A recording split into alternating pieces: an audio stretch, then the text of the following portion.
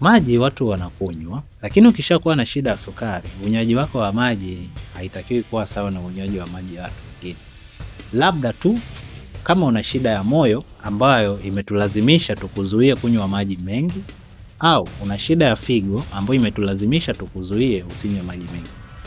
Tofauti na hapo, lita 2 mpaka lita 2.5 mpaka lita 3 kwa siku kwa wewe ambao una tatizo la sukari ni muhimu sana. Nimeshakutana na wagonjwa ambao sukari ipo juu, lishe anafanya vizuri, mazoezi anafanya vizuri, anazingatia mambo yote, lakini unywaji wake wa maji sio mzuri. Na kila tukipima sukari tunakuta haikai vizuri kadri ambavyo sisi tunatarajia. Lakini baada ya kufuatilia vizuri tunakuja kugundua kwamba rutini yake ya kunywa maji kwa siku anakunywa lita 1, akizidisha sana lita 1.5, na hiyo anakunywa hapa na pale. Lakini huwa tukimuuliza unakunywa maji ya kutosha, yeye anasema anakunywa ya kutosha, lakini yeye anamaanisha kwamba ukichanganya maji anayokunywa hiyo lita 1 na juisi ambazo anakunywa pia kwa siku nzima zinakamilisha hizo lita 2. Kwa hiyo sisi tukimuuliza unakunywa lita ngapi, anasema lita 2, lakini kumbe yeye anaunganisha na mahesabu ya juisi pia.